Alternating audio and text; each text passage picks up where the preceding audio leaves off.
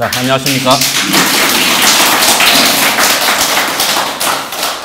별별 특강 23강 시작하겠습니다. 23강 맞아요? 지난번에 23강 같으면은, 예, 뭐 23강이라니까 23강인 줄 알겠습니다. 자, 오늘 이 주제는 지금 이 문정권이 경제로 망할 거다라고 제가 예언을 했지요. 그래서 이제 그 예언을 뒷받침하는 이야기들을 좀 해야 됩니다.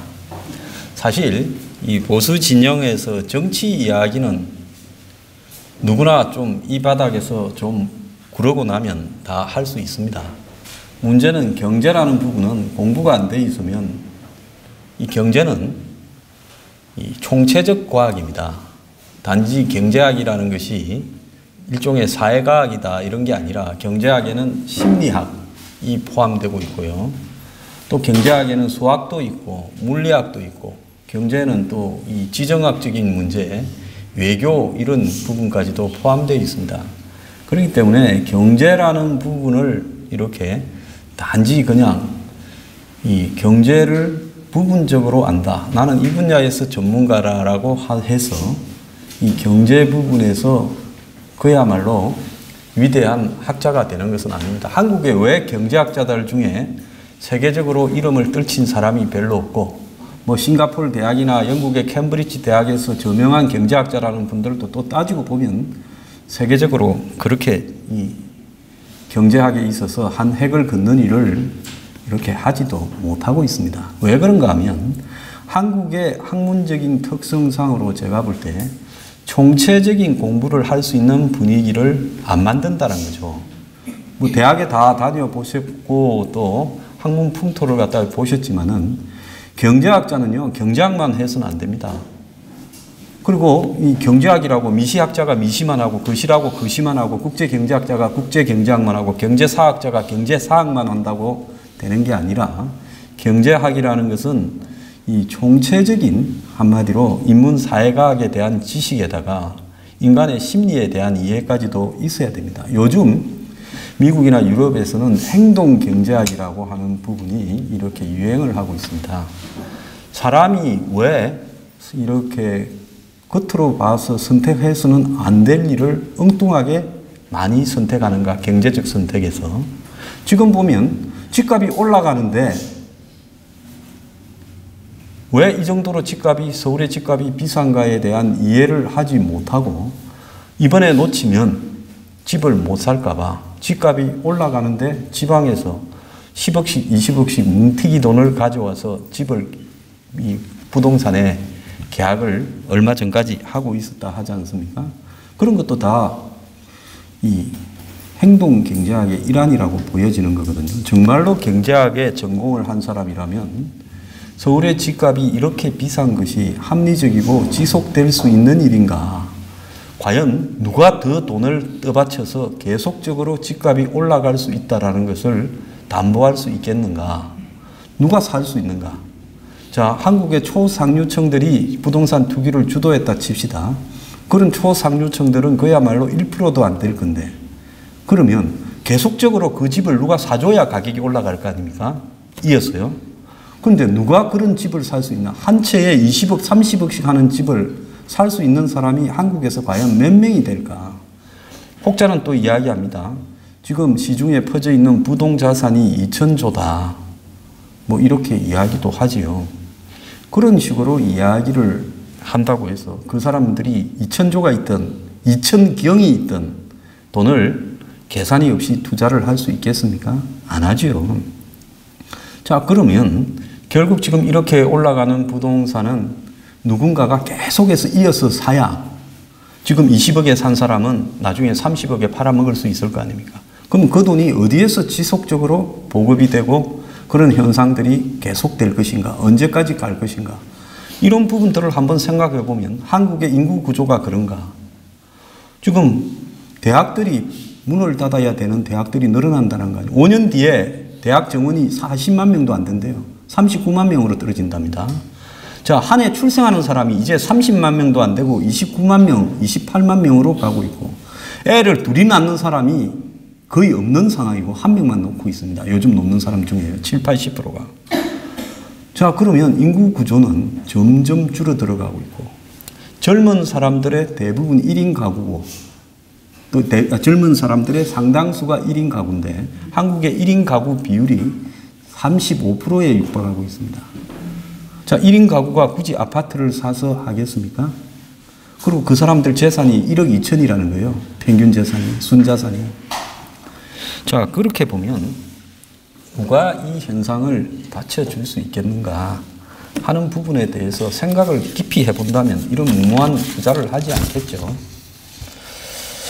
자, 아시아개발은행에서 발표했는데 한국하고 중국이 아시아에서 유달리 높은 집값이 형성되고 있어서 경제의 위협 요인이 된다고 엊그제 발표를 했습니다. 보통 보면 임대료는 실질 가치에 접근하고 있고 집값이라는 것이 임대료를 반영한 가격이 돼야 되는데 이제 환산했을 때 한국에서는 지금 임대료와 집값이 따로 가고 있다. 이렇게 해서 실제로 실질 가치보다 집값이 엄청나게 폭등하고 있다.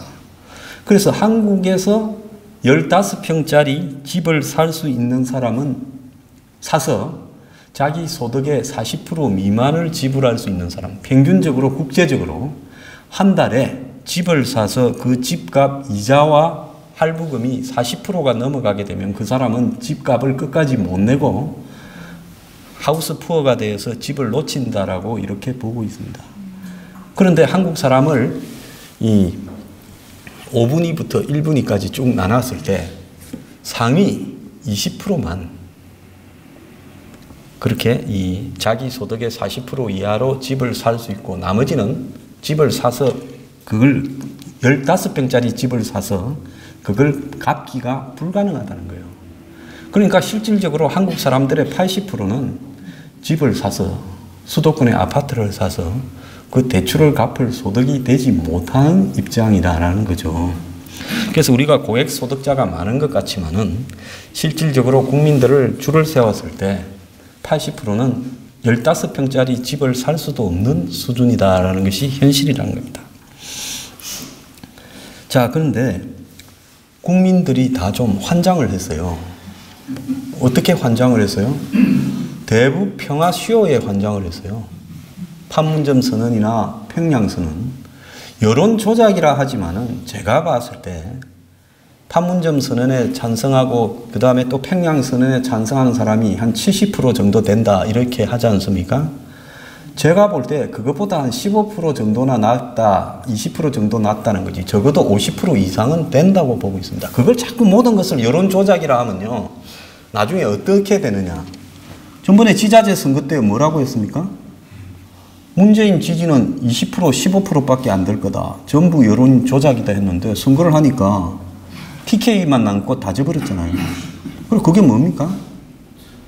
여론 조작이 아니라 조작된 여론에 의해서 대중도 머리가 조작되어 있었다는 걸 의미하는 거죠. 그래서 지금 우리 보수에서 제가 좀 이 가장 좀 조심해야 될 부분이 뭔가 하면 솔직히 뭐 이런 이야기를 하고 싶지는 않습니다만은 지나치게 이 현실에 대해서 이렇게 정오를 갖다가 자극을 하면서 한마디로 쉽게 현실을 타개할 수 있다고 선동하는 부분이 보수의 지금 제일 큰 문제라고 바라보고 있습니다. 그래서 그런 부분에서 오피니언 리더들이나 농객들이라는 사람들이 세상 만사를 아주 그냥 문재인이 만악의 권은이고 문재인만 타도되면 모든 보수가 정권을 찾아올 수 있다. 이렇게 이야기하는 거예요. 저도 문 정권이 망할 거라고 문 정권이 가장 기세 등등할 때 이야기를 했습니다. 제 뉴스 브리핑 별별 특강 1회에서 문 정권은 자기 무덤을 팔고 있다라고 말하지 않았습니까? 그런데 실질적으로 심각한 문제는 뭔가 하면 제가 볼 때는요. 문 정권이 망했다고 다음 정권이 보수한테 그대로 돌아올 수 있겠는가? 저는 쉽지 않다고 보고 있습니다. 왜? 진화를 하지요. 옛날에 우리가 버이라는 그런 외화 드라마가 있지 않습니까? 한 30년 전에. 뭡니까? 겉으로는 인간의 모습인데 이렇게 뜯으니까 파충류가 되지 않습니까? 외계인이. 자, 문재인이 지금 겉으로 파충류 모습을 하고 있는데 이제 코너에 몰리면 문재인, 임종석 둘이가 다 덮어쓰고 나중에 이제 뜯었어. 파충류 모습을 뜯어서 인간의 모습으로 중도를 표방하는 어떤 사람을 밀어가지고 보수 대 중도의 대결로 만들고 문패거리들은 전부 흩어져서 그 근처에 달아붙게 되면 한마디로 보수 스스로가 자체적 노력으로 51%에 도달하지 못하면 실질적으로 문이 망하는 것이 보수가 다시 정권을 되찾아오는 것과 일치할 수 있는가? 일치하지 않을 가능성이 많다고 보고 있습니다. 제가 이렇게 말을 하면 기분 나쁘죠. 자, 문재인 죽일 놈이다. 우리는 반드시 이긴다. 얼마 안 남았다. 이렇게 말하면 굉장히 듣기는 좋지요. 그런데 보수 진영 내부에서 지금 들리는 여러 가지 내용이나 이런 걸 보면 썬데이 서울같이 자극적으로 하는 게 사람들이 다 많이 봅니다. 그리고 트럼프를 찬양하는 거 많이 봅니다. 매사를 갖다가 희망적으로 그냥 이렇게 이야기하는 부분에 매몰되고 있어요. 그런데 가장 중요한 것은 뭔가 하면 과연 보수 자체의 노력으로 현재 수준으로 51%에 도달할 수 있겠는가? 제가 봤을 때 문은 망하겠지만 보수가 51%에 도달해서 정권을 찾아오는 것은 현재로서는 불가능하다 보고 있습니다. 왜? 현재 저 보수 수준으로 지금 문이 아무리 지지율이 내려가도 얼마 전에는 실제로 40% 30%까지 내려갔지 않습니까? 평양 갔다고 올라갔다 지금 70% 되다 60% 되다 65%다 하는 거는 그거는 본질하고는 아무 관계없는 이야기입니다. 평양에 간 것과 문을 바라보는 시각이 저렇게 이렇게 다르다면 그게 어떻게 유지가 될 수 있겠습니까? 평양에 간 것은 그냥 평양에 갔을 뿐인 겁니다. 그 전에 문을 40% 30%까지 이렇게 끌어내린 국민들은 문이 가만히 보니까 경제나 사회나 모든 부분에서 너무나 잘못되었다라고 판단했기 때문에 서서히 40% 30%까지 떨어졌는데 평양 한번 가서 김정은과 쇼했다고 저게 70%가 된다면 그것이 정상적인 판단입니까? 아니죠. 그런데 중요한 것은 뭔가 하면 그런 부분에 대한 비판조차도 실제 보수가 완전히 정권과 맞짱을 떠서 국회 비준을 못 해주겠다. 당신들은 종북이다라고 말을 하면서 정면 돌파할 그런 용기조차도 지금 못 내고 있다는 겁니다. 그러면 왜 그런 용기를 못 내겠어요? 그냥 비판하는 정도지. 절대로 비준을 해줄 수 없다. 그리고 당신들 정권은 주적인 북한에 붙어먹는 친북 종북 정권이다. 이 부분에 대해서 법적인 책임을 묻겠다. 그리고 이론적으로라도 탄핵 대상이다라는 말을 못 하잖아요. 한국당이요. 왜 못 하느냐? 그렇게 하다가 또 수구 꼴통으로 몰려서 완전히 쪼그라들었다가 탁구공만 해졌다가 탁구공이 야구공만 해졌는데 다시 탁구공으로 돌아갈까 봐 이제 그걸 가지고 간을 쪼리고 있는 거죠. 과거에 농구공만 했죠, 한때는. 그래서 제가 이 경제 부분에 대해서 우리가 굉장히 현상을 잘 이해를 해야 되고 그 이해를 바탕으로 어떻게 돼요? 보수의 이 정치적, 정책적, 비전적 시각을 교정을 해야 됩니다. 사람은요, 뭐가 바탕이 돼서 삽니까? 경제가 바탕이에요. 내가 경제적으로 도움이 되고 잘 살면요, 참 이 정권 잘한다 합니다. 내가 경제적으로 어려우면 이 정권은 전부 등을 돌립니다. 핵심 문바도 이 정권 때문에 자기 집에 경제적으로 타격이 오기 시작하면 그때는 비판으로 돌아서게 돼 있어요. 자, 그런데 문제는 뭔가 하면 한국당이 이 정권의 잘못된 경제 부분들을 극복을 하고 그 대안을 제시하는 부분에서 능력이 있는가 하는 부분입니다. 자, 문정권 타도하자면서 지금 한국당의 조강특위가 만들어져서 전원책 변호사가 정권을 가지고 한국당의 당협위원장들을 교체한다 말을 하고 있는데 거기서 투쟁성이 없다라고 이야기를 하고 있습니다. 제가 봤을 때 투쟁성이 없어서 앞으로 이제 바꿔 치울 사람들을 투쟁력이 있는 사람으로 하겠다라고 이야기를 하는데 그 말은 맞지만은 다른 한면으로 봤을 때 방향이 옳았을 때 투쟁성이 있어야지 과거처럼 수구 기득권의 앞잡이 역할을 하고 있는 상황에서 투쟁력만 좋으면 뭡니까? 기득권의 개가 되어서 다시 돌아가자라는 것밖에 더 됩니까? 지지를 받을 수 있겠어요? 보수의 지금 길거리에 태극기 드신 분들 굉장히 고생하고요. 힘든 일을 하고 계신데 제가 그분들한테 드리고 싶은 이야기는 당신들이 지금 부여받고 있는 이데올로기가 수구 기득권의 이데올로기가 상당히 전파되어서 그렇게 생각하고 있는 게 아닌가. 이건 박근혜 전 대통령 규탄 문제하고 다른 이야기입니다. 자, 보수가 이렇게 해야 된다 저렇게 해야 된다라는 부분에서 대다수가 보면요.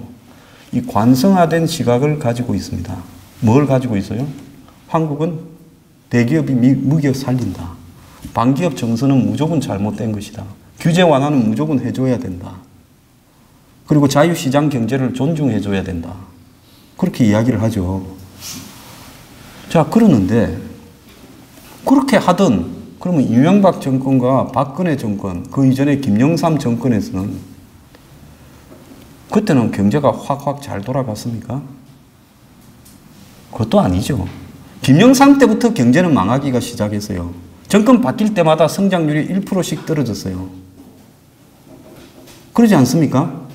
오늘날 이제 문재인이 마지막 망하는 경제에 책임을 뒤집어 쓰러 대통령이 되기를 자처했을 뿐이지 한국 경제가 대통령이 바뀌고 정권이 바뀌어서 망해가다가 더 나아진 적이 있었습니까? 계속 더 망하는 쪽으로 왔어요. 좌우를 떠났어요. 그렇다면 보수도 이 경제가 망하게 되는 부분에서 일정하게 책임이 있는 겁니다. 그럼 보수의 경제정책도 굉장히 방향 전환을 하고 한번 되돌아봐야 될 필요가 있다라고 생각이 듭니다. 그럼 그게 뭐냐? 과연 보수가 서민과 중산층, 아까 말한 집을 살 수조차 없는 80%에 대해서 관심과 애정을 가지고 정책을 폈느냐? 그게 아니라 소수의 상류 기득권층을 위한 수구적인 경제정책을 편 게 아닌가? 제가 그래 봅니다. 그 단적인 예가 뭔지 알아요? 야당이 되고도 정신 못 차리는 놈들이 있어요. 한국당.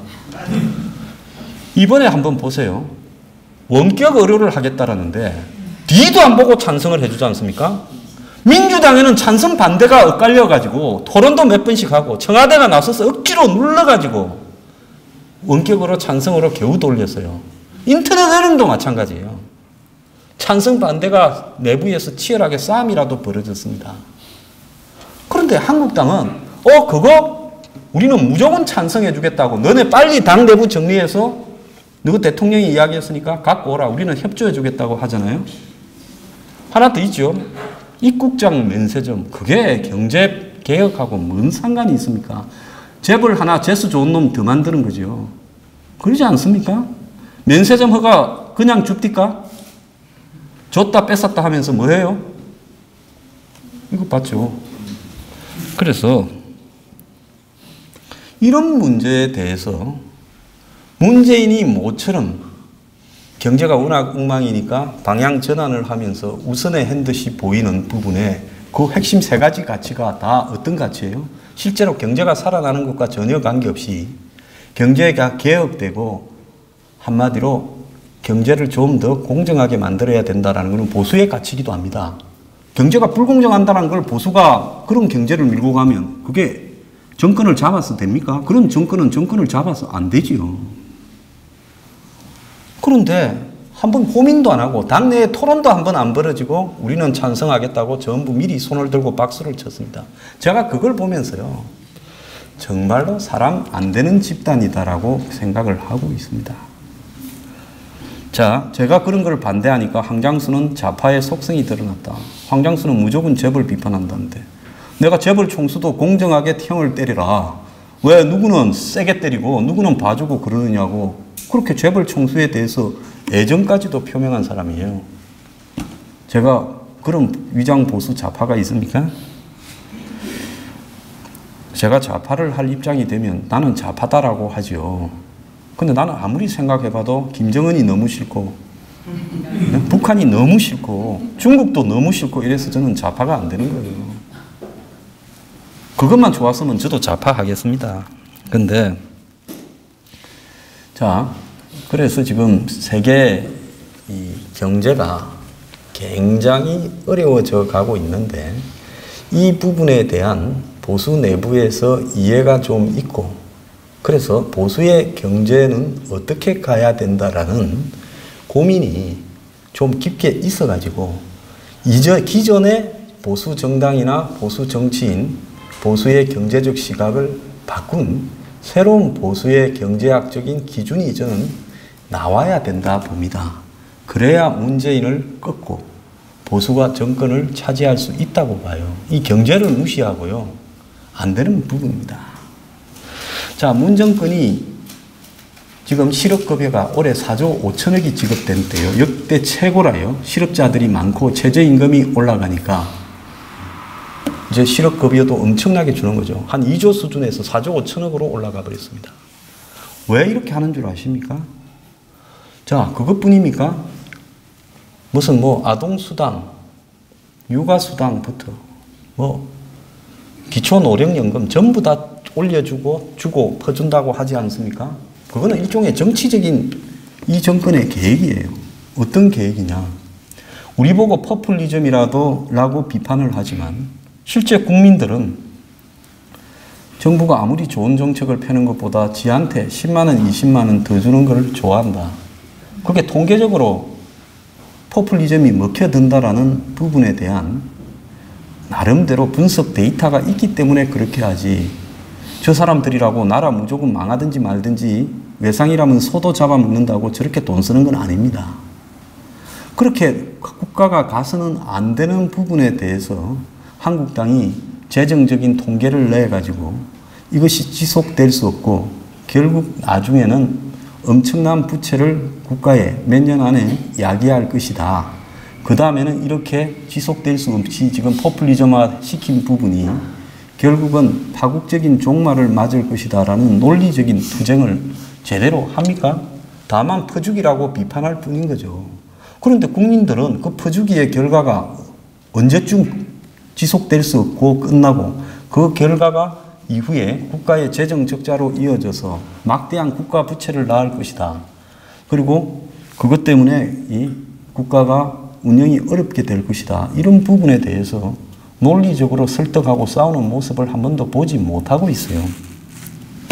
자, 그런데 이제 방금 제가 이야기하는 이런 부분들은 아주 원론적 부분이고요. 지금 세계 경제가 어떻게 돌아가고 있는가에 대해서 한국 경제도 지금 복잡하고 어렵다 이렇게 하면서 우리가 세계 경제에 대해서는 별로 관심을 안 가지고 있지 않습니까? 그래서 세계 경제가 지금 심상치 않다라는 부분에 대해서 우리가 한 번쯤은 지금 이렇게 돌이켜 봐야 될 때라고 보고 있습니다. 지금 이 세계 경제는 어떻게 되어 가느냐? 2008년 그 미국의 금융위기가 왔잖아요. 그 금융위기는 미국의 부동산 폭등 때문에 과도한 부채를 만들었다가 부동산 거품이 꺼지니까 거기에 형성된 부채들을 그 부채가 어떻게 됐습니까? 정권이나 채권으로 만들어져 가지고 쫙 번졌죠. 그러니까 부동산이 100이라 하면 그게 나중에 1000만으로 부동산 담보, 정권, 채권, 구조화 정권 등 별별 복잡한 걸로 이렇게 번져갔어요. 그래서 한국 사람도 그걸 은행에 가서 펀드 사라 해서 많이 샀습니다. 자, 그래가지고 그게 꺼지니까 부동산에서 100을 맞아서 끝나야 될 부분이 현금 거래를 한다면 정권화 되었기 때문에 한 10,000 정도의 데미지를 세계가 입었어요. 전 세계가 연쇄적으로 엮여가지고. 자, 그래서 그 뒤에 어떻게 했습니까? 수천억 달러를 풀었습니다. 엄청나게 풀었지요. 돈을요. 미국, 중국, 일본, 유럽이 할 것 없이요. 자, 그 결과 세계는 역사상 듣도 보도 못한 정도로 돈이 쌓이기 시작했습니다. 그 전에 있던 세계 부채보다 한 2.5배 더 늘어났다라는 이야기도 있어요. 그러니까 금융위기 전보다 부채가 세계 각국의 부채를 다 합치니까. 그러니까 엄청나게 돈을 찍어가지고 시중에 국가 부채로 안으면서 시중에 그 돈을 푸는 거죠. 왜? 경제가 안 돌아가고 스톱이 돼 갖고 있다 보니까 은행이 금리를 제로로 낮췄어요. 그러면 돈이 좀 많이 돌아야 되는데 금리를 낮춰도 돈이 안 도니까 양적 완화라는 핑계로 영어로 이제 QE라 그러죠. QE라는 걸로 해서 돈을 막 풀었습니다. 그러니까 넘쳐나는 돈들이 어디로 갑니까? 미국에서 이렇게 돌다가 그 다음에는 어디까지 와요? 한국, 저기 브라질, 터키, 러시아, 중국 이런 나라에까지도 막 번져가는 거예요. 그래서 그게 한국에 와서 어떻게 됐어요? 주식시장에도 엄청나게 유입되었고 한국의 채권 사모펀드 시장에도 유입되고 한국 부동산에도 유입되고 맞죠? 한국뿐만 아니라 전 세계가 그렇게 깔린 돈을 이렇게 덕을 봤습니다. 그래서 한때 뭐가 있었습니까? 일본의 엔화 대출이라는 게 있었죠. 왜? 일본 엔화가 이렇게 이자가 제로금리에 가까운 수준이니까 그걸 갖고 와가지고 한국에서 뭘 했습니까?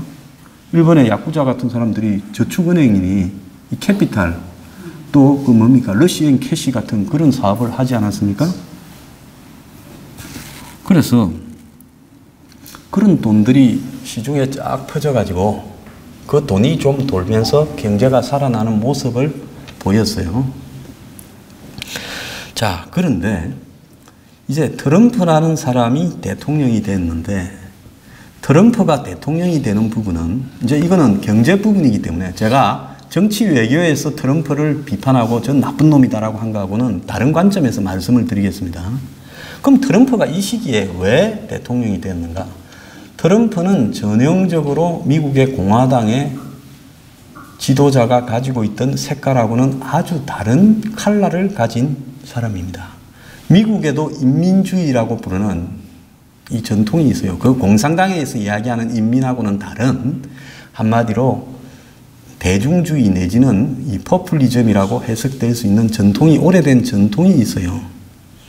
그래서 30년도에는 휴이 롱이라는 사람이 있었고 또 60년대는 잭 월레스라는 사람이 있었고 또 여러분들이 기억을 하는 사람도 계시겠지만은 8, 90년대의 미국 대선에는 로스 페로라는 사람이 이 개혁당이라는 3당으로 출마를 했고 또 팻 부캐넨이라는 사람이 출마도 했습니다. 이 사람들이 거의 비슷한 전통을 가지고 있어요. 어떤 전통이냐? 미국의 파퓰리즘적인 전통을 이어받는 사람들이에요. 그 사람들은 민주당이나 공화당을 지지하지 않는 제3의 미국 백인 중산층 노동자 계급을 대표하는 성향을 가지고 있어요. 그거는 뭔가 하면 과도한 복지를 반대하고 또 이민이 계속 들어오는 부분을 반대하고 미국의 제조업의 일자리가 창출되어야 된다. 그리고 옛날에는 이 루스벨트의 한마디로 뉴딜 정책도 반대를 했습니다. 그래서 그럼 왜 이런 반대의 흐름이 60년대에 끊겼다가 8, 90년대부터 되살아나기 시작했느냐? 그거는 미국 경제가 70년대 초에 닉슨 때부터 기울어지기 시작해서 그래서 닉슨 때 금본위제를 폐지하지 않았습니까? 왜? 달러하고 금하고를 연동시켜 놓으면 달러를 많이 발행할 수가 없잖아요. 근데 경제가 안 좋아지는데 어떻게 해야 돼요? 달러를 많이 찍어내야 되겠죠. 근데 금이 있는 만큼만 찍어내야 되니까 금하고 달러하고를 이렇게 차단해 버렸어요. 영어로 디커플링 시켜버렸다는 겁니다. 그러면 어떻게 되겠어요? 이제는 달러 보유고에 관계없이 돈을 막 찍어내기 시작했죠. 미국이요. 70년대 때 닉슨 때 그게 벌어진 일입니다. 그래서 그때 카터의 상태에서도 경제가 안 좋았고 레이건이 경제를 살렸다 하지만 레이건 때까지도 경제가 계속 안 좋았습니다. 자, 그때 이제 미국을 지배했던 새로운 경제 사조가 뭔가 하면 신자유주의예요. 한때는 사라졌다가 이 케인즈주의에 밀려가요. 케인즈는 국가와 이 계획 경제를 이런 자유시장 경제와 접목을 해서 루스벨트처럼 계획 경제를 가는 부분을 의미하지요. 자, 궁금한 게 있으면 그때그때 질문을 좀 하십시오. 경제학이 재미도 없어도 이런 것도 좀 알아야 됩니다. 그런데 신자유주의라는 것은 어떤 겁니까? 흔히 이야기하는 자유시장 경제를 존중한다라는 이런 미명하에 어떻게 했어요? 한마디로 전 세계의 국경을 없애자. 그런 풍토에서 생겨난 게 뭡니까? WTO죠. 그 전에 가트에 의한 무역체제가 있었는데 2차 대전 이후에 이걸 이제 WTO로 바꾸면서 세계무역기구로 중국도 거기에 2000년 초에 미국이 도와서 가입을 했지 않습니까? 그래서 세계가 다 이 노동, 상품, 인력, 노동이 인력이고 자본 이 세 가지 그러니까 노동, 이 상품, 자본에 있어서 국경이 없이 이렇게 흘러가도록 이렇게 노력을 해야 된다라는 그런 합의에 의해서 WTO가 만들어졌죠. 그래서 한국에 뭐 했습니까? 농산물의 관세 낮춰라고 WTO 가입 반대 농민투쟁 많이 했잖아요. 제가 그때 한농련 사무총장으로 머리 밀고 데모 많이 했죠. 자, 그런데 그러면서 세계가 WTO뿐만 아니라 FTA 자유무역협정이라든지 또 미국이 하려다가 지금 일본이 이제 맡은 이 트럼프가 안 한다 해서 TPP 환태평양 이 경제협정, 경제동반자 협정 이런 것까지도 만들어서 서로가 관세를 없애자. 나도 없애고 니도 없앨게. 그래서 한국이 세계에서 1위 하는 게 하나 있어요. 자유무역 지도에서 한국이 세계와 자유무역협정을 제일 많이 맺은 나라입니다. 전 세계에서. 자, 그래서 이런 추세로 쭉 왔는데 그런데 여기에서 제동을 거는 부분에 대한 시각들이 미국과 유럽에서 나타났어요. 어떤 이름을 걸고요? 포퓰리스트라는 이름을 걸고 그러니까 일종의 인기 영합주의, 선동주의라는 이름을 걸고 나타났어요. 그래서 유럽의 극우나 극자가 공동으로 반대하는 게 있습니다. 뭡니까? EU 가입을 반대한, 탈퇴하자. 그 다음에 또 이야기하는 부분이 있어요. 요거는 극자는 조금 다른데 유럽의 극우가 공통적으로 갖고 가는 부분. 그거 너무 많이 드시면 나중에 김밥 못 드세요. 저도 밥 안 먹고 하는데 자꾸 앞에서 드시면 농담입니다. 드십시오. 그래서 이 극자들은 체면 때문에 외국 난민이나 이민을 받아주자 하지만은 극우들은 국경을 철저하게 통제해가지고 난민이나 이민들을 받아서는 안 된다라고 이야기를 하죠. 왜? 그들 때문에 우리 돈이 나간다. 또 두 쪽 다 거의 공감하는 부분은 뭔가 하면 복지 지출을 확 줄여야 된다. 그 복지 지출을 받는 사람이 난민 이민들이 많다는 거죠. 그래서 이게 지금 유럽의 극우주의자들의 대표적인 주장이에요. 그럼 미국의 트럼프는 어떻게 해요? 한번 비교해 봅시다. 트럼프가 되고 난 뒤에 그 다음 날인가 뭘 했어요? 국경을 차단하겠다면서 몇몇 나라에서 들어오는 사람을 공항에서 막아라 했잖아요. 이민법 파동이 생겼죠. 그 다음에 트럼프가 뭐라 했습니까? 메이크 아메리카 그레이트 어게인이라고 해가지고 뭘 했어요? 미국을 다시 위대하게 만들겠다라고 이야기를 하면서 외국으로 나갔던 미국의 기업들을 전부 미국으로 다 들어오라. 그렇게 하지 않습니까? 자, 미국은 그러면 8, 90년대를 거치면서 어떻게 경제가 되어갔는가 하면요.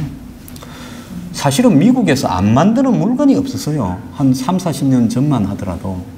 물론 싸게 만들어서 파는 일본, 과거 6, 7, 80년대는 일본한테 좀 밀렸고 그 다음에 또 90년대 이후에는 중국한테 좀 밀렸지만은 그래도 90년대까지만 해도 빌빌 쌌지만은 미국에서 미국 애들이 쓰는 장난감도 미국에서 만들고 미국 애들이 공부하는 노트도 미국에서 만들고 크리스마스 트리도 미국에서 만들고 차, 냉장고, 텔레비부터 다 미국 메이커가 있었어요. 근데 지금 미국에 TV 메이커가 없고 냉장고 메이커도 없고 그래서 보면 미국에 좀 사는 가구에 보면 삼성 아니면 LG 영화에서 많이 나오죠. 그렇게 되어버렸습니다. 미국이 제조업을 포기한 나라가 됐어요. 왜? 신자유주의를 채택하면서 국경이 없이 다 노동과 자본과 상품을 개방한다. 이렇게 되니까 미국에서 중국이나 한마디로 아시아, 아프리카에서 만드는 값싼 상품을 생산할 수 있는 경쟁력이 있겠습니까? 없겠습니까? 미국의 노동자 임금이나 이 비용으로는 감당이 안 되죠. 그러니까 미국에 있던 회사들이 전부 다 중국이나 제3세계로 나가버린 겁니다. 남미로 가든지 동남아로 가든지 심지어 아프리카로 가든지요. 그래서 미국이 제조업을 거의 포기하는 단계로 갔죠. 대신 미국의 번성인 건 뭡니까? 금융자본. 미국은 돈으로 가면 된다. 그래서 미국이 뭘 채택했어요? 월스트리트의 자본이 전 세계로 번져나가지 않았습니까? 뭐가 더불었어요? 다국적 기업과 더불어서. 그래서 미국 기업이 다국적 기업으로 해외에 가서 생산하고 결국 그 돈은 핵심은 이익은 미국이 벌어오게 되면 남는 거다 그랬죠. 자, 그 대표적인 예가 뭡니까? 아이폰 이거 하나 팔면 미국의 애플사가 40만 원을 버는 거예요.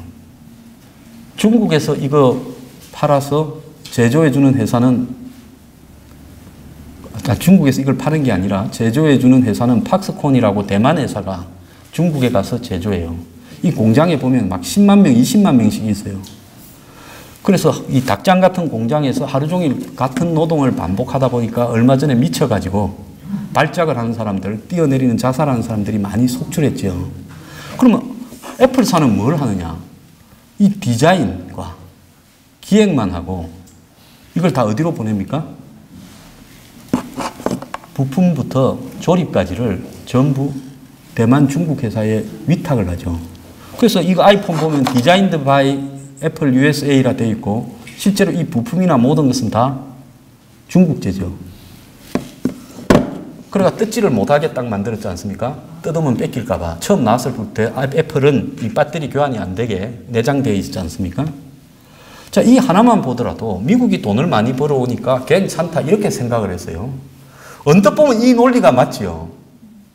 그런데 뭔가 하면 애플의 스티븐 잡스나 그 사람은 기부 안 하기로 유명하잖아요. 평생 남한테 기부를 거의 안 했죠. 심지어 자기가 혼외로 넣은 딸한테조차도 돈을 안 주려고 하고 전 애인한테도 돈을 안 준 사람 아닙니까?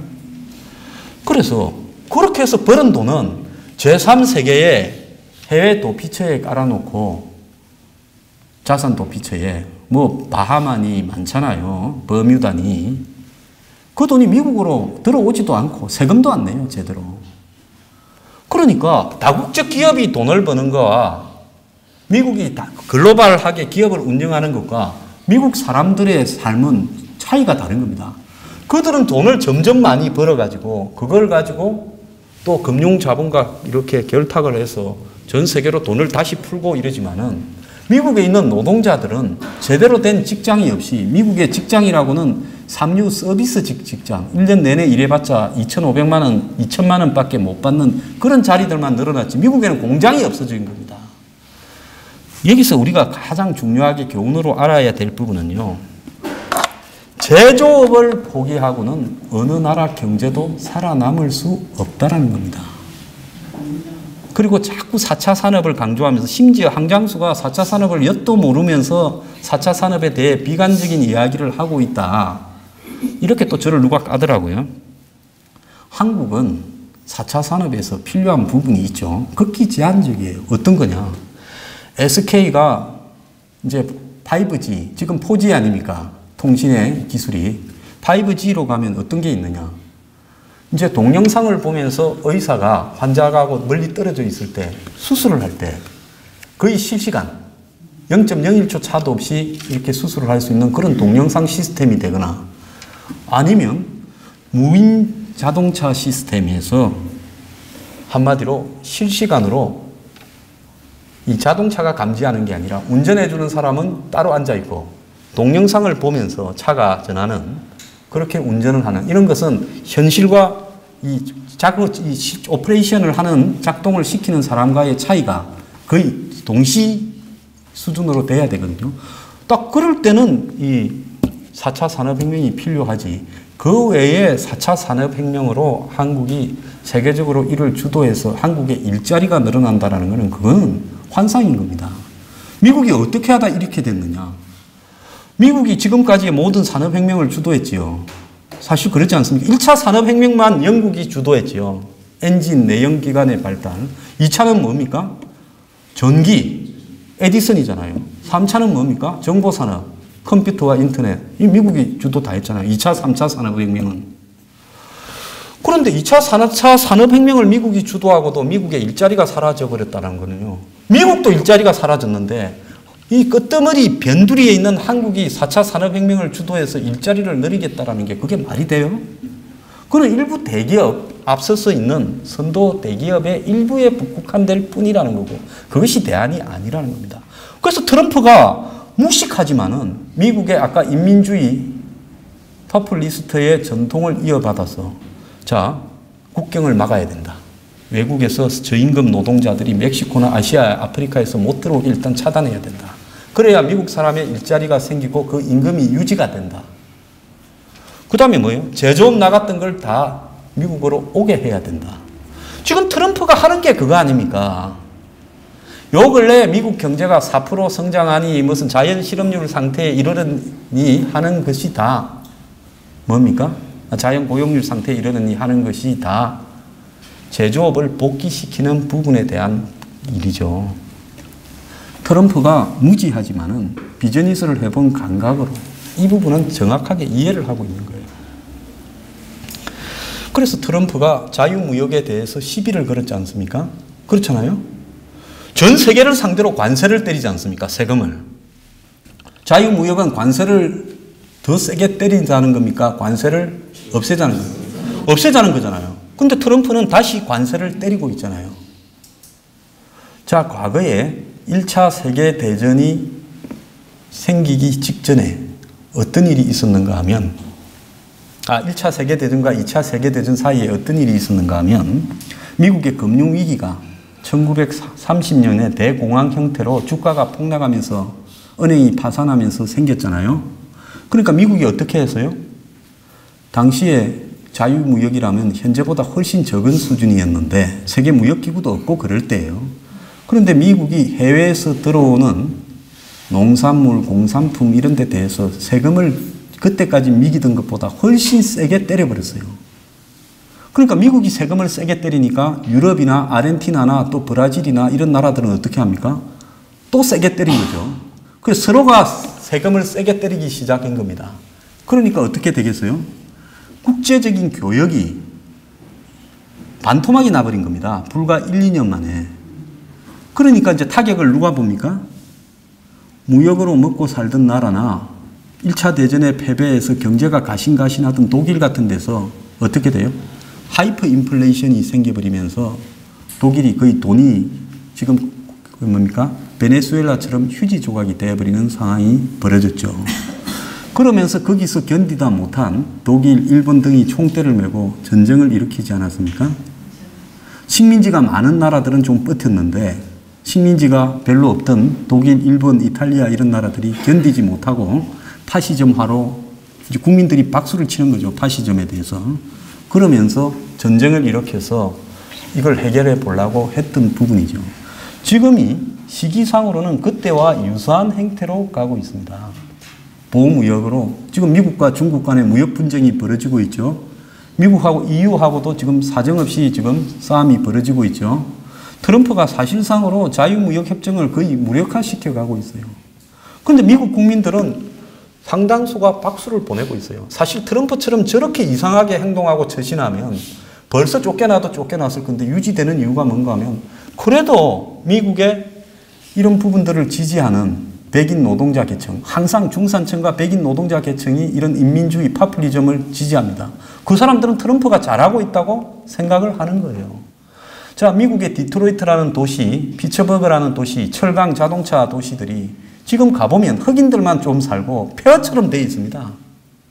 과거에 중산층이 살던 마을들이 이제는 풀만 무성하고 전부 폐가로 이루어진 것이 도심에 수두룩해요. 그래서 전성기 때 그런 도시들이 거의 지금 부도난 도시가 되어버린 이런 부분들이 미국 곳곳에 속출하고 있어요. 특히 5대5 연안에 트럼프가 당선되는데 결정적으로 기여한 러스트 벨트, 쇠락한 이 벨트라는 곳에는 그게 속출하고 있어요. 그래서 지금 중요한 이야기가 뭔가 하면 우리가 신자유주의가 최상이라고 부르는 한국의 보수는 시장 경제 이야기하지 않습니까? 그들의 시장 경제라는 것은 관세가 없고 자유무역을 하고 다국적 기업을 찬성하고 그 다음에 노동, 자본, 상품이 마음대로 이동하는 걸 전제로 해서 바라보는 그런 관점이에요. 근데 이 관점이 자신들이 찬양하는 시장 경제주의자들이 찬양하는 트럼프, 지금 보수에서 트럼프 빠들이 있지 않습니까? 그 트럼프에 의해서 정면으로 부인되고 있어요. 트럼프는 아마 자기 임기 내내 전쟁을 벌일 겁니다. 이 전쟁을 멈추는 순간에 트럼프는 쫓겨난다는 걸 너무 잘 알고 있어요. 그래서 전 세계를 상대로 계속 전쟁을 벌일 겁니다. 무역 전쟁을요. 통상 전쟁이라고 부르기도 하고 또 하나는 환율을 조작해서 수출을 쉽게 하기 위한 중국이나 한국, 일본 등을 겨냥해서 환율 전쟁도 벌이면서 계속 그럴 거예요. 그래서 신자유주의가 미국의 한마디로 경제가 붕괴되는 시점에서 득세를 해서 전 세계를 하나의 시장으로 묶는다. 그래서 이걸 거의 비판하지 못했어요. 2008년 금융위기 전에는 이게 대세다라고 경제학에 다 그렇게 찬양했어요. 그 신자유주의가 금융위기를 겪으면서 나라마다 다 난리가 났죠. 미국부터 시작해서요. 그러면서 다시 미국에서 어떤 흐름이 생겼느냐. 공화당 내부에서 티파티라는 자생적인 공화당 당원 모임이 생겨가 그쪽에서 이야기하는 게 신자유주의 반대예요. 이민이나 난민 이런 걸 다 받아들이지 말고 국경을 차단해라. 그 다음에 제조업이 국내로 복귀돼야 되고 미국이 과도하게 금융 중심으로 또 과도하게 IT 기업 중심으로 갔다. 또 미국이 다국적 기업 중심으로 편성되었다. 그런데 그런 사람들이 벌어들이는 수익과 미국의 노동자들이 받는 부분의 차이가 과거보다 훨씬 적은 정도로 이렇게 갈수록 더 벌어졌다. 그래서 기업가들이나 자본가들은 훨씬 더 많이 벌고 노동자들에게 돌아오는 몫은 작아져 버렸다. 미국 노동자들한테.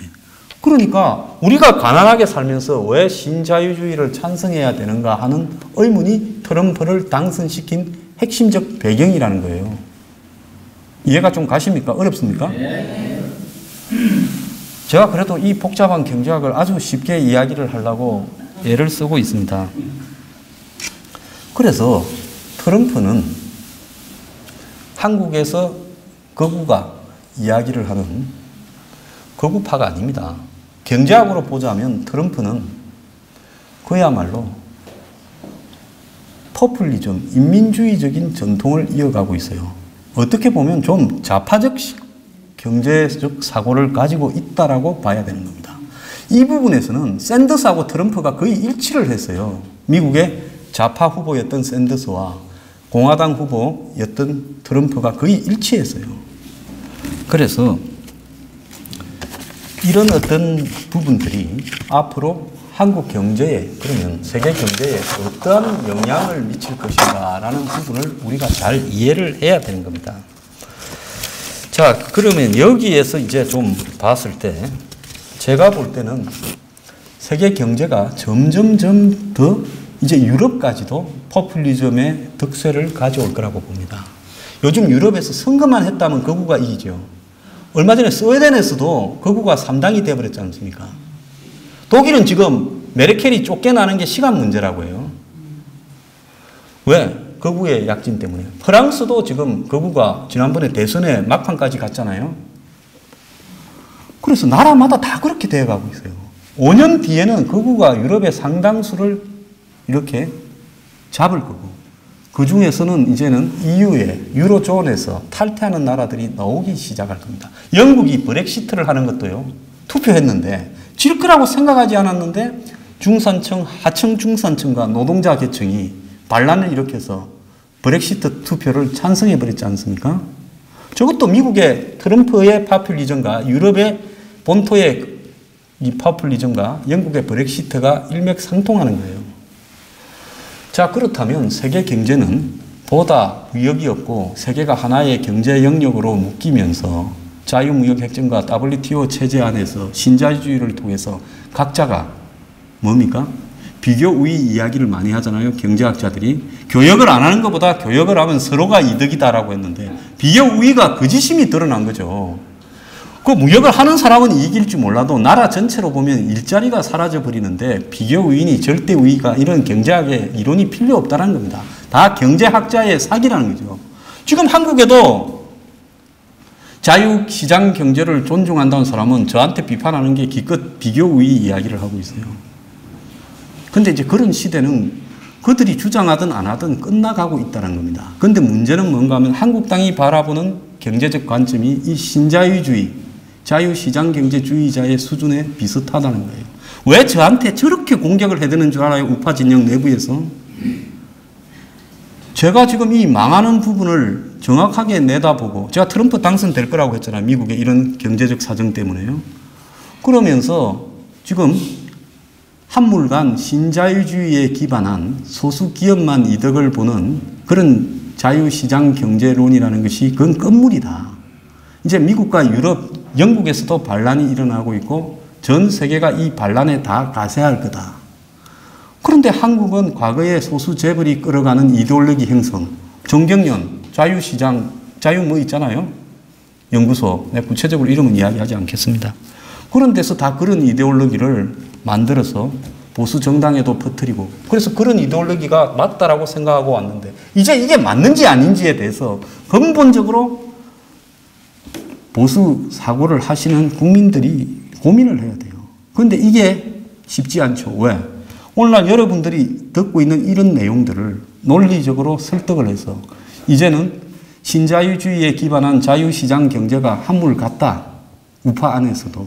그래서 트럼프는 우파인데 자유시장 경제가 아닌 포퓰리즘에 기초한 미국의 인민주의적 정통을 잇는 경제정책을 펴고 있고 유럽에서도 거구들이 한국이 이야기하는 자유시장 경제가 아니에요. 유럽의 거구주의자들의 주장이. 그렇게 다 바뀌어가고 있다는 겁니다. 자, 그러면 이게 기반이 돼서 앞으로 어떻게 될 거냐. 2020년쯤에 전 세계 경제가 퍼펙트 스톰, 즉 여러 가지 문제들이 한꺼번에 터져서 다시 금융위기보다 훨씬 심각한 위기가 올 거라고 전망하는 사람들이 굉장히 늘어가고 있습니다. 왜 그런가 하면 미국의 경제가 회복되고 있다. 작년 이맘때쯤에 한국의 경제 부분 자유시장 경제에 좀 안다는 저명한 사람하고 저녁을 먹은 적이 있어요. 그때 그 사람들이 뭐라 했는가 하면 문재인이 참 좌파 행보를 하는데 재수도 좋다. 미국 경제와 일본 경제가 다 살아나고 있어서 문재인이 경제적으로 큰 덕을 보고 경제가 나빠지지 않는 한 문재인은 잘 해나갈 것 같다라고 이야기를 합니다. 그래서 무슨 소리를 하냐. 미국 경제나 일본 경제가 좀 살아나는 거나 세계 경제가 반짝하는 거나 이건 다 1, 2년이다. 금방 이 효과가 소멸되고 경제 위기가 외부에서부터 올 것이다 라고 제가 이야기했더만 좀 또라이처럼 보더라고요. 그 사람들은 보는 시각이 그 수준밖에 안 되니까 그렇게 본다고 제가 보고 있습니다. 자, 루비니 교수라고 있어요. 2008년에 금융위기를 예측을 해가지고 부동산이 터져서 미국이 금융위기를 겪을 것이라고 한 2년 전부터 이야기를 한 사람입니다. 그 뉴욕 대학교 경제학 교수고요. 아주 저명한 사람이죠. 이 사람이 미국의 지금 경기 부양 동력은 인위적이라서 지금 4%쯤 이르는 미국의 성장률이 2020년이 되면 2% 미만으로 떨어져서 미국 경제가 다시 엄청난 불황에 빠져들 것이다라고 보고 있어요. 그래서 어떻게 될 거냐. 트럼프가 그걸 돌파하기 위해서 지정학적인 위기를 조장할 거다. 그래서 중국과 무역전쟁을 더 심하게 벌이고 북한이 핵이 없으면 북한을 공격했을 건데 북한이 핵이 있기 때문에 북한을 공격하지 않고 이란과 군사적인 전쟁을 일으킬 것이다. 그래서 그것이 중동 전체를 전쟁판으로 이끌어서 5.1 위기가 또 오게 될 것이다. 이렇게 보고 있으면서 한국 경제도 상당히 위험할 수 있다라는 그런 전망을 예측하게 해요. 자, 트럼프가 지금 GDP가 4% 성장한다라는 부분은 좀 포장이 많이 돼 있는 겁니다. 그래서 결국은 미국의 경제는 내후년이 되면 1%대 성장으로 또 떨어질 것이다. 그건 뭔가 하면 지금 미국의 경제의 성장에 도움이 되는 이런 인위적인 부분들이 지속될 수 없는 일시적인 부분들을 지금 강제적으로 투입해서 끌어가고 있는 것이다. 이렇게 보는 거예요. 자, 언제까지 외국에서 돌아오지 않는 기업한테 불이익을 주고 협박을 하고 강제로 미국에서 생산을 하라고 이런 식으로 계속 끌어갈 수 있겠습니까? 경제가요? 그래서 자본주의 경제가요? 그렇게 갈 수는 없는 거예요. 그래서 그것도 한계에 부딪힐 것이다 라는 거고, 결국은 미국이 이제 스태그플레이션 상태에 빠질 거다. 성장은 떨어지고 물가는 올라가는 이런 상황에 빠질 거고, 그걸 갖다가 또 해결하기 위해서 금리를 2020년 되면 지금 2.25%까지 올렸지 않습니까? 3.5%까지 미국이 올리게 될 것이다. 이렇게 보고 있어요. 그리고 트럼프가 지금 USMCA라고 나프타를 변화시켜가지고 캐나다하고 멕시코 목을 조아서 그런 또 협정을 다시 맺었지요. 나프타라 하면 간단할 건데 USMCA 뭐라고 불러야 됩니까? USMCA라고 밖에 부를 수 없죠. 그런데 이게 결국은 멕시코하고 캐나다의 반발과 이탈을 가져와서 깨지게 될 가능성이 많고 그것이 미국 경제에 타격을 주게 될 거다. 이렇게 보고 있고요. 그 다음에 이런 미국의 스태그플레이션이 결국은 이민 제한, 또 미국 인구 노령화, 그 다음에 이런 것들을 하고 뒤섞이면서 이 미국 경제에 점점 위축을 가져올 것이다. 이렇게 보고 있습니다. 그리고 미국의 지금 투자 자체도 지금 줄어들고 있다는 거예요. 미국 정부의 강력한 이 자국 중심주의 때문에 미국의 외국에서, 중국에서 미국에 지금 투자를 다 안 하고 있지 않습니까? 이제 나중에 어떻게 될지 모르니까요. 이런 현상들이 가속화될 거라고 이렇게 보고 있고요. 그래서 미국의 이런 행보가 결국은 세계 경제를 전체적으로 상당히 위축시키게 될 거고, 그 다음에 또 여기에 하나의 치명적인 타격을 갖고 올 것이 중국의 부채라는 겁니다. 중국의 지금 과잉 생산, 중국은 소모되는 것보다 한 1.5배 이상을 과잉으로 생산하고 있어요. 그건 뭔가 하면 설비가 과다하게 이렇게 갖추어져 있다는 거죠. 기업의 설비가요. 그런데 그 과다한 설비는 다 어디에서 왔겠습니까? 부채에서 왔지요. 그래서 중국의 기업이 가지고 있는 숨겨진 부채가 어느 정도 되는지 이건 감당이 불가하다는 겁니다. 근데 이게 터지는 위기를 갖다가 막기 위해서 시진핑이 어떻게 하고 있어요? 자꾸 국경 분쟁이나 지정학적인 분쟁 쪽으로 유도하고 있지요. 지금 중국에는 공기업이 부도가 나는 사태가 이제 벌써 시작이 되어 가고 있습니다. 그래서 이 중국의 또 이런 경제 위기가 미국의 트럼프의 자국 중심적인 그런 이 경제 정책하고 맞물리면서 점점 더 심화될 거라는 거죠. 자, 그러면서 이제 누가 지금 터지고 있습니까? 미국이 금리를 올리니까 미국의 금리가 2.25까지 올라갔으니까 미국이 그동안에 세계에 풀어넣었던 돈들이 어디로 갑니까? 다시 미국으로 돌아가죠. 그러니까 순식간에 돈이 빠지니까 어떤 나라들이 지금 위기를 겪습니까?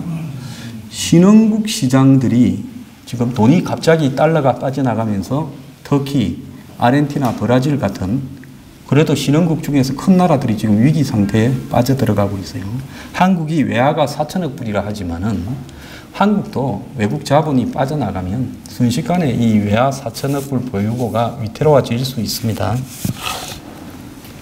그 다음에 유럽이 지금 경기 둔화가 계속되고 있어요. 절대 안 나아지고 있어요. 자, 그러면서 유럽 각국들이 지금 포퓰리즘이 득세하면서 이탈리아가 멀지 않아서 유로존에서, 그러니까 유럽중앙은행이라고 해서 이 유로랑 돈을 쓰는 19개 나라에서 이탈리아가 안 빠지고는 못 견딜 거라는 거죠. 왜? 이탈리아가 경제가 제일 취약한 구조를 갖추고 있는데 나라 덩치는 크지요. 근데 유로존으로 가서는 이탈리아는 점점 적자가 심해지기 때문에 결국은 지금 이태리 현재 총리도 파퓰리즘적인 합의에 의해서 만들어진 사람이지 않습니까? 그래서 이탈리아가 영국처럼 유로존을 탈퇴할 가능성이 점점 높아지고 있어서 유럽이 이렇게 흔들리고 있다. 이렇게 지금 예측을 하고 있습니다. 자, 이런 부분들이 이제 지속적으로 전개되면서 이 사정들이 앞으로 어떻게 될 거냐. 결국은 이 감당 불가한 요소가 약한 부분부터 터지기 시작할 거라는 거죠. 약한 부분부터요. 자, 약한 부분은 그러면 어디가 될 거냐. 약한 부분이 결국은 한국 같은 이런 어중간한 나라가 될 거라는 겁니다. 한국 같은 경우에는 지금 중국에 뭘 수출합니까? 중간재를 수출하지요. 중국은 그걸 조립을 해서 또 미국이나 유럽으로 수출하지 않습니까? 그럼 미중 무역 분쟁에 의해서 중국이 데미지를 입기 시작하면 중국이 한국으로부터 수출을 이렇게 줄이지 않겠습니까? 수입을 줄이게 되겠죠. 그래서 중국에 지금 완전히 쏠려가 있는 한국 경제가 큰 데미지를 입게 될 거라는 겁니다. 여기에 또 하나의 위태로운 부분은 뭔가 하면 세계의 부동산 가격이 너무 과대평가되어 있다는 거예요. 영국의 부동산 값 어마어마하지요. 자, 중국의 부동산, 홍콩의 부동산 가격 엄청나지요. 한국의 부동산 가격도 만만찮지요. 일본도 말할 게 없고요. 그러니까 이런 높은 부동산 가격들이 결국은 세계 경제가 둔화되면 이제 거품이 꺼지고 있습니다. 지금 쭉쭉 빠지고 있어요. 자, 이게 내년쯤 되면 굉장히 빠지게 될 겁니다. 그러면 이 부동산이 빠지게 되면 그 부동산의 대부분은 뭘로 만들어졌겠어요? 부채로 만들어졌지요. 그러니까 2008년 서브프라임 사태처럼 이 부동산에서 부채 위기가 터져버릴 수 있다는 겁니다. 그 다음에 또 하나 이렇게 지금 큰 거품이 미국의 주식 가격이요. 50%쯤 과대평가되어 있다는 거예요. 그동안에 돈을 많이 풀어가지고 미국은 영원히 안 망하고 미국의 주요한 주식은 삼성전자 주식처럼 계속 올라갈 거라 해서 엄청나게 주식 가격이 폭등을 해버려서 거기에 잔뜩 거품이 끼어 있다는 겁니다. 채권뿐만 아니라 미국 국채, 미국의 사모펀드, 심지어 미국의 각종 채권 금융 상품이 전부 한마디로 과대평가되어 있는데 결국은 이런 것들이 다 거품이 빠질 거다. 이렇게 보고 있습니다. 자, 그래서 이런 위기에 이런 조짐이 나오면 이제는 나라마다 어떻게 하겠습니까? 자, 위기가 되면 일단은 돈이 안 돌지요. 유동성이 사라지게 되지 않겠습니까? 투자를 어떻게 해야 될지 이런 부분에서 다 우려를 하게 되니까요. 자, 그렇게 되면서 상품 가격도 전부 덤핑이 되어 갈 거고 주가도 급락하는 사태가 같이 벌어질 거다. 이렇게 보고 있습니다. 자, 그러면서 결국은 이 트럼프가 다음 대선이 언제 있습니까? 2020년 한 7, 8월 때부터 미국의 대선이 시작되는데 그때 미국의 연준이라고 부르는 중앙은행하고 트럼프하고의 싸움이 시작될 거라는 거죠. 자, 트럼프는 왜 연준이 이제 금리를 올리느냐 이런 문제를 가지고 이제 문제를 제기하면서 싸움이 시작될 건데 지금 미국의 이번 중간 선거에서 최소한 확인될 수 있는 것은 민주당이 하원에서는 다수당이 될 가능성은 거의 확실한 것 같아요. 상원은 35개 중에서 29개가 민주당이 지금 민주당이 가지고 있고 또 6개는 공화당이 가지고 있어서 민주당은 29개를 방어해야 되고 공화당은 6개만 방어하면 되는 상황이에요. 그러니까 어떻게 되겠어요? 민주당이 원천적으로 이기기가 어려운 구도가 되어 있습니다. 그래서 미국의 이제 하원에서도 의회에서도 트럼프에 대해서 이 브레이크가 많이 걸릴 거라 보고 있습니다. 그래서 미국에서 나타나는 정치 불안이 미국 경제를 더욱 더 흔들 거다. 이렇게 지금 예측을 하고 있어요. 그래서 지금 중국, 미국 유럽의 이런 위기들이 2020년쯤 되면 견디지 못하고 폭발해서 터져 나올 것이다. 이렇게 예측을 지금 하고 있습니다.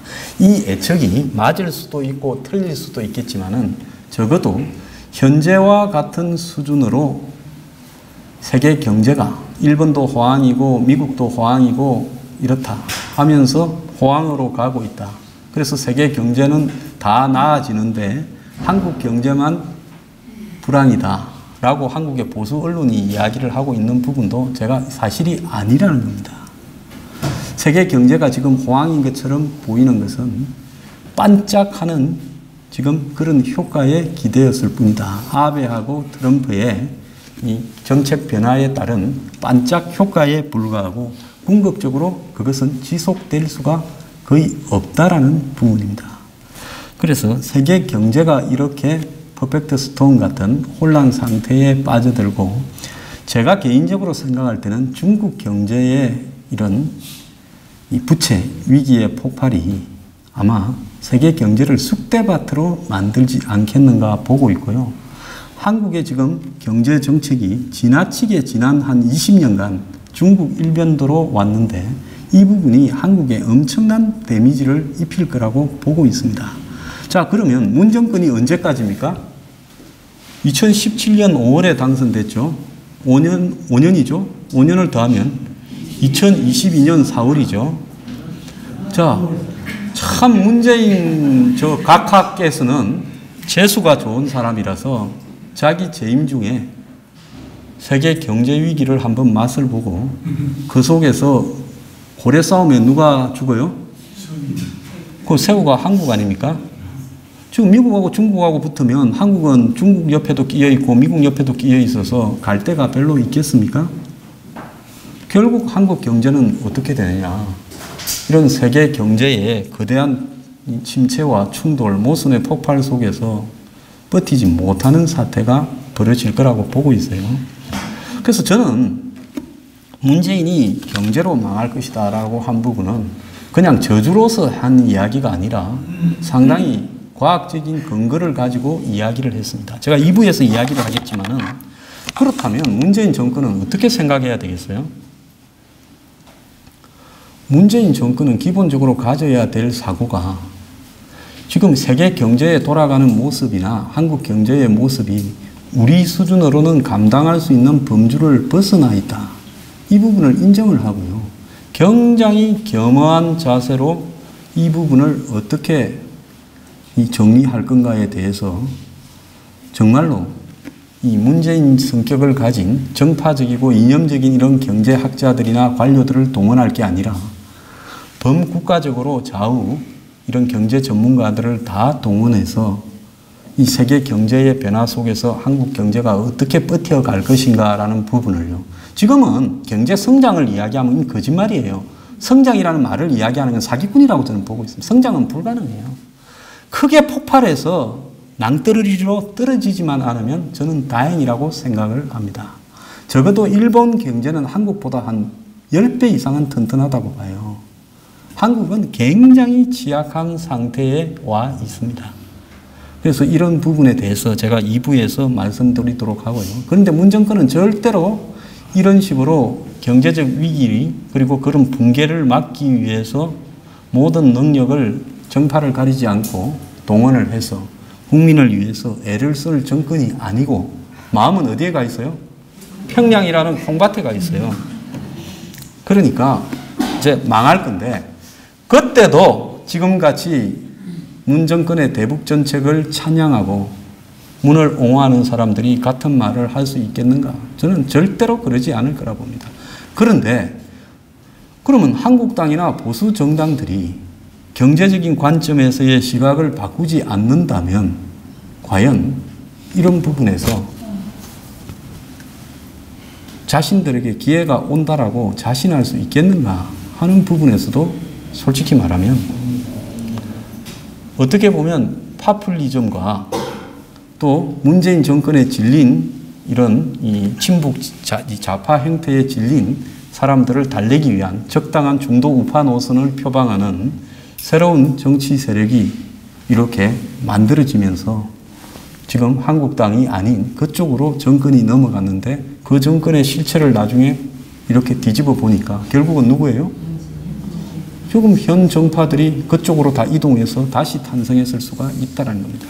그래서 우리가 이런 부분들을 상당히 경계하고요. 경제를 바라보는 관점을 좀 수정할 필요가 있다 이렇게 생각이 듭니다. 1부 마치겠습니다.